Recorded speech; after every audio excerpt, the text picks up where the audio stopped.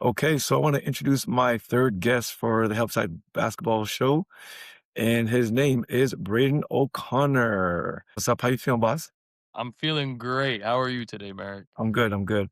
So, thanks for coming on the show. I know you've been busy with school and everything like that and basketball, Yeah. but I just wanted to reach out to see if I can, pick your brain and get your opinion on certain things. But I'm gonna jump right into the questions. Is that cool? That sounds awesome. Let's do it. Okay. So, you grew up in Ottawa. Ottawa's not really a basketball hotbed. What are some of the things that you did growing up to get your skill level up where you can get recognized nationally and provincially and stuff like that? Yeah. I would say that I did a lot of things. I think I did a lot of training. Obviously, I met with you when I was in grade 7. My jump shot was broken. You fixed it up for me. And I still putting a lot of reps up, but I feel like because it's not much of a basketball city, Ottawa, I feel like now it's getting a little bit more recognition. You had to find like gym time and it was difficult. But I feel like with the YMCA and working out after school at York Street in Lower Town, go in the back of the school and they have the outdoor nets, you're just dribbling, throwing the passes off the wall, shooting, all that, trying to get as much work as you can in. I feel Mhm, like that's kind of what got me to where I am today. It's mhm. really just consistency and reps. So, So you put a ton of work in at the former yes. YMCA, kind of where we are right now. Like, you Yes. basically lived there as a kid. Lived there, lived there. I was there pretty much every single I think I was there every single day. Even when I was training with you and you advised me not to do it because 'cause I'd be tired for our workouts, and I still did it anyways, but, Of course. uh, That's who you are. You could have left the city, like, once you got your skills up and you got into the prep situation, you could have yeah, left Ottawa to go play anywhere, even in the States for high yeah, school. Why did you uh, choose to stay in Ottawa? I think I chose to stay in Ottawa because well, 1, because my family's here, and I love my family, but obviously people leave, so, but the main reason I feel like was because I feel like I could make a name for myself while still being in Canada. I feel like you're not limited to just going to the States, and we've seen that with a bunch of other high school kids that are starting to make a name for themselves. They're starting to get ranked, starting to get noticed, and I feel like I think I was part of, like, the group to help the next generation get noticed in Mhm. certain areas. No, that's cool, and because 'cause you've always been a very cerebral guy, you think your way through things, Yeah, which is pretty remarkable. yeah, Um, you So you went to CTA, and then yep, can you talk about your recruiting, from yeah, CTA to UMass Lowell? yeah. So the beginning of the year, it was slow. Obviously, we're coming off of a year of COVID, right? So we're Mhm, trying to figure out schedules and all that. And then once we get our schedule set for the year, we're rolling. We're just rolling, playing games. I'm putting up good numbers. Our team's playing so, not great. And then we go to the States, and then we play in I think it was called Hoop Hall, or it was near the Basketball Hall of Fame in Massachusetts or Springfield, I think, okay. and by that point, I don't have offers, I have none. I got 0 offers, which is nuts because I was putting up some crazy numbers, and we're playing teams like Montverde, IMG, and some other teams, Mhm, and we go down there, I play really well, and then we come back, go to Florida, and we play in the All-American Jamboree, and there's scouts lined up everywhere. So me, I'm like, okay, let's go, let's do this. Like I can't wait. And then I'm playing great. I'm dropping like 20 plus a game, efficient, guarding, like just showing I'm a real like dog defensively. Don't want right, them to think I'm a one trick pony. right, Um, and I start picking up interest slowly, slowly, and I start making a name slowly for myself. Then we okay, go back home to Ottawa, mhm, and then coaches are calling. There's a coach that comes down to one of our practices. I'm like, okay, it's going smooth, and then nothing concrete yet, nothing concrete at all. right, And then we go down to the Basketball Hall of Fame where we played. I think it was like a ranked player or whatever. And our coach, the coach is there, the scouts recruiting another kid. It might have been that guy, or it was somebody else. Right. and I actually outplay the dude, or they notice me, like, I'm communicating, I'm playing defense, I'm making good decisions, all that. Like, most people think it's all about scoring, it's not really. Mhm. The reason why they recruited me, they said, was because in a timeout, one of my players didn't know the plays, and I asked my coach for the clipboard because I was tired of us not knowing the plays unintentionally. I didn't even know that the scouts were watching that. That's like the boring stuff. I thought they were just watching the game. And then I'm like, this is how you go. This is how you go. You go here, you go around, you set a screen, pin down, whatever. And Mhm. then after the game, I get a call from the head coach at UMass Lowell. And then um, it just hits off from there. I mean, and then, yeah. And you're recruiting from high school to UMass. You wouldn't say it was like textbook. It was a little bit challenging. It was not textbook. It wasn't like how people make it seem, "Oh, this guy, he's getting offers and it's lovely like that." No, like, it was rough. Like, I was in Florida, like, sad and, like, angry because like, I'm trying to pick up some Nothing was offers, coming. right? Like, Nothing was coming. you're trying to find a way to get these things, and it's, like, actually very difficult. But if you stick through it, it'll eventually work out. So, Mm. So that stick-to-itiveness that you just mentioned, that is unique. I've seen a lot of different players come through, and you stand out in terms of your discipline, yeah. and you're, you're one of the most disciplined and loyal kids that I know. I can't call you a kid no more. You're a grown Now I'm man. grown now. You're Yeah. grown now. You're grown now. So you're one of the most disciplined people I know. Where do those qualities come from? That's a good question. Um, I think I think the majority of those qualities come from my family. I would say that how we grew up and how my family grew up, it wasn't it wasn't sunshines and daisies. Like, it wasn't. I mean, I grew up in Lower Town, then we moved to Vanier, then we moved to Blackburn. I was constantly moving, but through Mhm, all that time, I had my family, and they always had my back.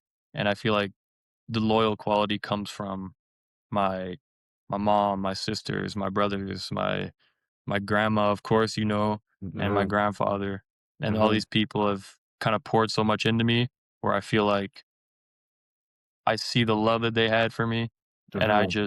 I feel like that's kind of where I got my loyalty and my hard working from. I kind of wanted to make it out, if that makes sense. Not like I'm living terribly, but Right. like I wanna be the one to go do some crazy things. Like, Mhm, mhm.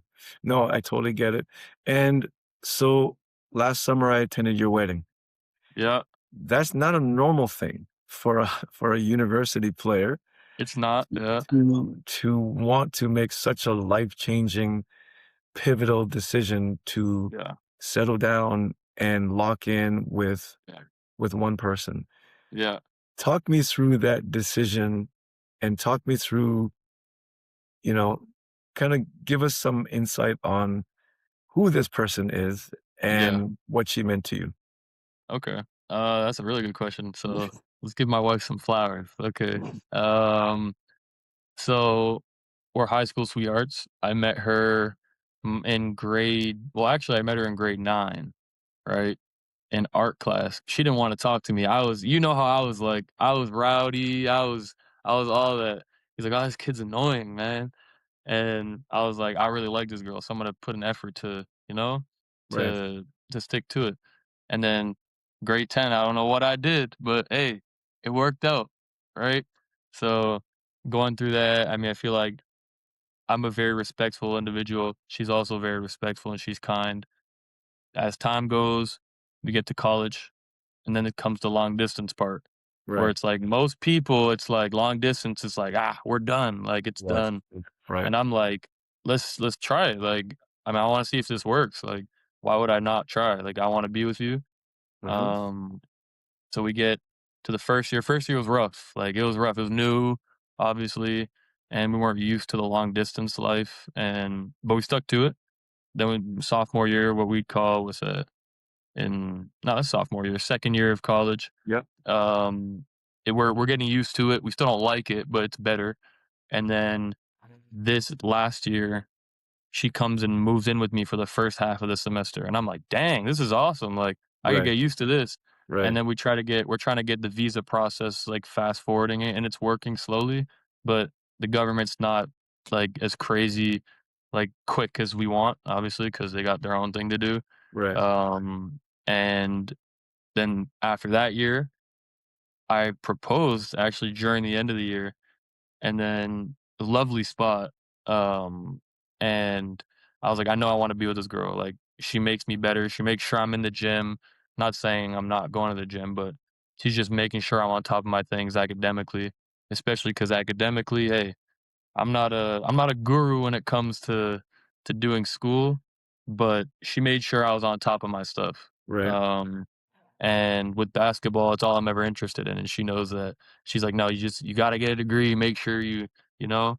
Like, her and my grandmother nagging me, but it's good. I mean, knew I wanted to be with her. I love that girl. And then that summer, I was like, why don't we just get married this summer?" I'm like, "I mean, you're not wrong. I mean, we're gonna get married eventually. Why not just" Like, I would love to do it.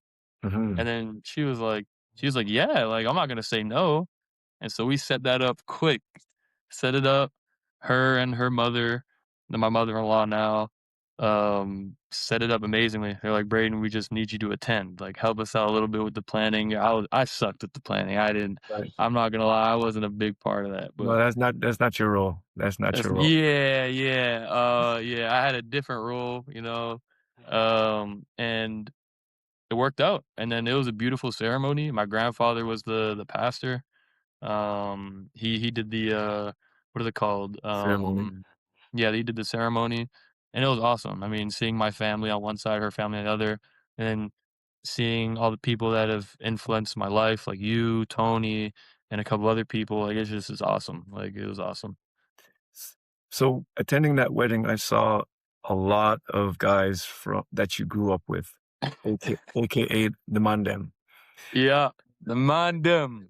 It was so amazing to see all these guys that I haven't seen in so long Yeah, just surround you and lift you up, and with all the coaches, your current coach, yeah, a teammate of yours came down. yeah, Like, that speaks volumes in my eyes, the type of yeah, person that you have to be to attract that type of energy.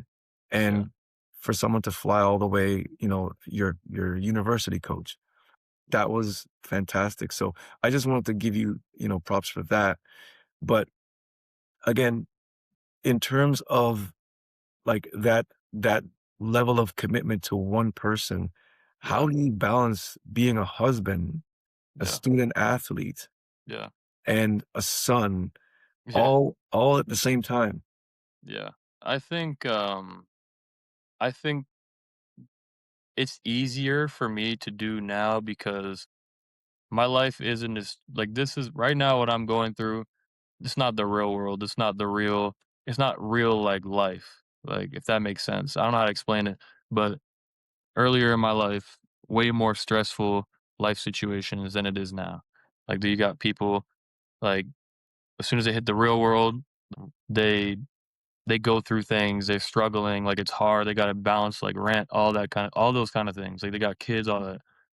And because I have such a good support system, like when I have to make a decision basketball wise, I can go to you, I can go to my grandma, I can go to my agent, I can go to my wife, I can go to so many different people where they make it that much easier. And I feel like a lot of people don't have those kinds of people surrounding them. So if anything, I'm lucky to be able to have people like that. Mhm. Um, I think that I'm able to balance all these different things because one, right now, this is the easier part of my life. Like, a lot of Mhm. people will tell you that college is the easiest part of your life. I can't tell you that because I haven't fast forwarded to the next part of my life. Correct. But I can tell you that it's easier than my past when I was living in Ottawa.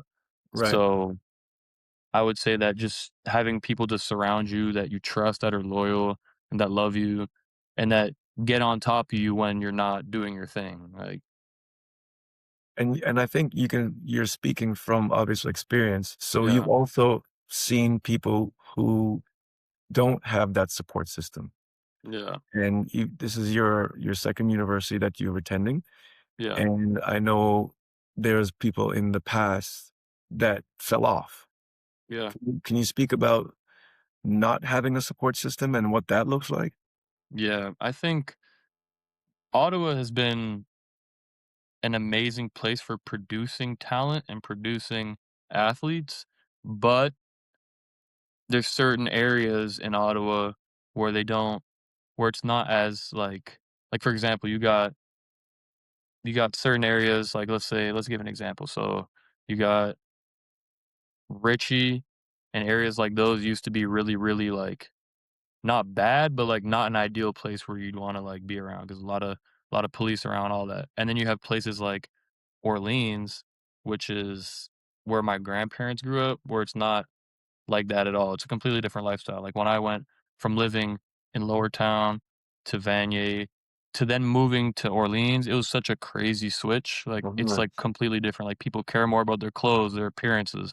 And then in other areas, like you're not even thinking about those kind of things. You're just thinking about when can I go eat or when can I go um yeah, it's a different thing. I feel like um when certain kids are from certain areas, they have a bit more of a drive, Mhm. but they also lack let's keep it a spade, like, they lack resources, like, they don't have the money to go, like, train with certain people Right. and, like, go, like, get, like, I don't know, consulting or, therapy or whatever, Right. Right. and luckily I mean, not luckily, I've seen both sides, and I feel like there's definitely a difference, not just money-wise, but support system-wise. Like, there would be kids that I knew a lot of people my age that grew up with talent way better than me, and they coulda kept going, but it's like the people they not that they choose to surround themselves with, but that they have to be around and, like, because they know them, like, it's their dogs, like, whatever, and not that they kinda bring them down, but they let themselves slip. Like, Right. it's, like, sad. It's not saying that these people are bad or good or whatever. It's just the way it is. Like it's life. Yeah. And I feel like the difference is it's really just who you surround yourself with. Yeah. So you made a conscious decision to not get kind of caught up, so to speak? Yeah. And Yeah. and did you see that as well at the university level, guys getting caught up? Yeah, it happens. It still happens. I mean, obviously when you're in a program, like obviously Division One, it's and university, like universities in general, like, you're gonna have people that are different than other people, like, there's cliques, all that, blah, blah, blah, but at the end of the day, you're all a team, like, Right. but there's people that'll well, I don't know if you see, there's a bunch of, like, people getting caught up now on ESPN, like, for, like, getting arrested for drugs and all those kind of things, and they're, like, throwing their lives away for decisions that like, you might not be a bad person, but people will associate you with being bad because of things that are because of the choices that you make. Like, Right. every choice matters. I mean, one bad decision can be the end of it. So, Mhm. I So feel like I had a good coaching staff, I had a good support system, and I've been lucky with my teammates, and obviously, there's been ups and downs, but I've always stayed away from all that kinda stuff. mhm. So, this year, you've gone through some ups and downs, more downs than ups. Man, So you went down with an injury earlier on in the yeah, season. yeah, Describe that kind of experience, because I think this is probably the first time you've been out for this extended period of time. yeah, About the, um, the trials of, number 1, physical and the yeah, mental. yeah, okay, so my first game, we played in the first, like, 12 minutes, I go down, I fractured my foot. And I'm in the back, like, crying, like, I'm in the back, like, sad because 'cause I'm like, I had a lot of momentum going into this year. I made preseason first team, and, like, my team, like, needs me to perform so that I can help these guys out. Not that they needed help because we had a hell of a season this year, but I was in the back, like, really thinking, like, "Damn, like, am I done? Like, is my career done? Blah, blah, blah." And I'm just like, "Dang," like, all these emotions, and I'm already, like, a very sensitive kid, like, I need basketball to thrive, like, that's my thing, And I feel like as we're going through the year, I'm sitting on the bench, like I'm trying to be as positive as possible. I like the guys. We're winning, so I'm like, let's go. Like, but then there's like when you start losing games, you're like, dang, like you're thinking to yourself, like, I really like could have helped out. Like, this Yeah. is supposed to be me helping out. And then it's like a very not humbling, but no, it's humbling because like you gotta like appreciate every day Mhm. because at any point it can get taken away. Right. And I also like when I get injured previously, when I used to get injured, I would play through it. Like I didn't let myself get injured, but this was like one of those things where it was like I can't actually physically play. Right. And the rehab process is slow. Like you can't skip steps. I mean, you gotta go ice as much as crazy as that sounds. Like you have to ice, you have to do certain exercises, toe walks, heel walks, all these kind of weird things where it's like you're thinking it's not important, but it is. And even with doing all those things, it's slow. Like you can't speed it up. It's a bone, it's healing. Mhm.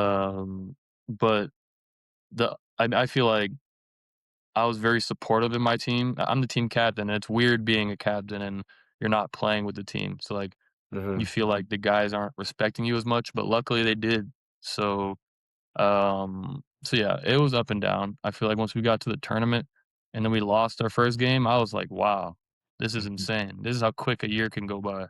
Wow. But it was also a long process, a long season because I'd have to be at every practice watching guys like go through plays, go through all these different things.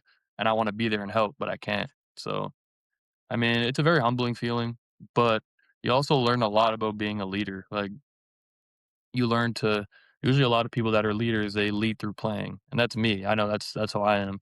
Yeah. And I had to learn how to lead by using my voice kind of more like a coach slash player. Like, cause I've been at the program, I've been in college for like 3 years, and you're trying to help like certain guys learn the plays, certain positions on defense, because everybody comes from different places, so they might not know everything, right? And I feel like it was a humbling experience in that I could learn how to talk to different people in certain ways and like help them. So would you say that this year was there was a lot of positive to the injury? Like, I think did you in retrospect, obviously, you would love to be playing rather than Yeah, being a slash coach, but yeah, did you pick up anything that you're gonna now take onto into your next experience as a basketball player? If you're yes, back at George Mason, uh, yeah. what's that look like? I think that there was a lot of positive to come of it. As much as I hate it, and I wish I could have played, obviously. Um, there's a lot of good in it. I feel like me watching from the sidelines, it really taught me like you can see a lot of different things when you're not playing versus when you're on the court. Yeah, And like it kind of helped me like from when I'm watching film. Cause like I'll watch it from the sideline and I'll be like, oh, this is how it's set up, this is how it looks like. And then there's obviously when you're playing, you see how certain things are set up. It's like completely different. It's like a different field of view. And then you watch film. So it's like three different angles. right, And then you see those different angles and you try to structure it in your brain on how it you can process it in the game. I feel like seeing it from a different angle definitely will help me for my reads next year. I feel like me being overly talkative to my teammates off the court will make it way easier for me to talk on the court. Not that I've had a problem with it, but it'll just probably enhance it. Maybe like my vocals is like a B plus A minus. It'll right. go to like A plus. Like it's just like little bumps that I feel like will go up. Obviously, I think from how much I work out and how much I play, it probably was a detriment to my body, which is how I got a stress fracture. Um, I think that this gave my body a chance to reset, and Mhm. now I'm just ready to go. So And how are you feeling physically right now? right now, I mean, there's days where like my foot hurts and it's normal, but uh, like my foot feels good. The recovery's still going.